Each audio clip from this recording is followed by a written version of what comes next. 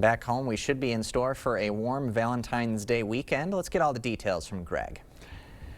Yeah, it's definitely going to be a warm stretch here through about Tuesday, and then things definitely do turn as you would expect. We're still in the middle of February here, so winter will come back. But right now, there's your record high potential for tomorrow.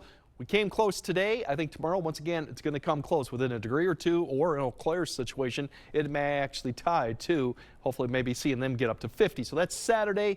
If we go look at Sunday's high temp record temps, unlikely for La Crosse is going to see. It's one of those where it's really high up there. It's 65 back in 1921.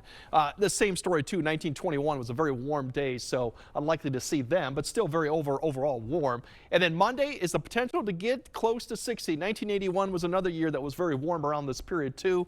Probably likely La Crosse potential. We'll see Eau Claire, more clouds in the store for that, so it's hard to see. We may get up to around 51, 52. So this doesn't count the overnight lows going into next week, which will be a record for being so warm too. But there's your high temperatures overall for most of the area. Even snow-covered areas are now well into the 40s, mid to upper 50s elsewhere. We do have that fog or low clouds in the morning to contend with. Sunday, same thing too. There'll be a little bit more cloud cover out there too, but still temperatures will be able to get into the 50s. A little bit more than cloud, I think, than Saturday, so that's why the temperatures don't quite change too much, although there are some areas like Prairie du Chien that get close to 60. And really, I think the warmest day for most of the area is probably because of lack of cloud cover in the afternoon is going to be Monday, and that's when you could see some areas to the south get into the low 60s. Further to the north, I think areas will get well into the 50s. In fact, Ladysmith might actually get into that 50-degree mark too. So this is the last day really you'll see of those type of temperatures for the most part as things begin to change. Overall, big picture shows high pressure to the east.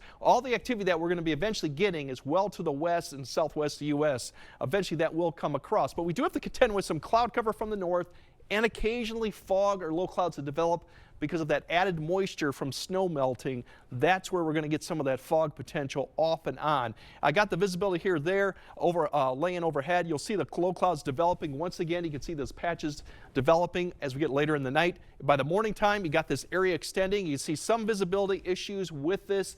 It will spread further southwest, but most of this is likely to stay close or north of I-94, at least closer to the snowpack. But there could be other areas that see some low clouds, clouds to the south. That's just high clouds pushing through. So any type of fog potential would probably lift by 8 to 9, and then we'll have plenty of sunshine to the afternoon. Once again, we're going to repeat this. As you can see, cloud cover beginning to expand Saturday night and Sunday.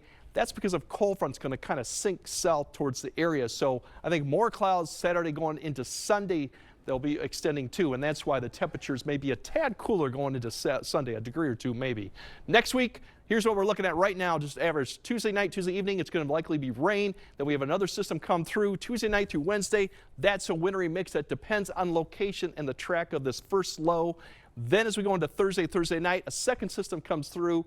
That's further south, and that's likely to be at least a mix to all snow. And as right now, travel impacts, potentially Tuesday night further north, there might be an issue. And I would say Thursday night next week too, which like accumulating snow potential too. So much more active, and we're going to cool right back down to where we should by the end of the week. As you can see, temperatures back into the 30s, at least here, probably 20s further north.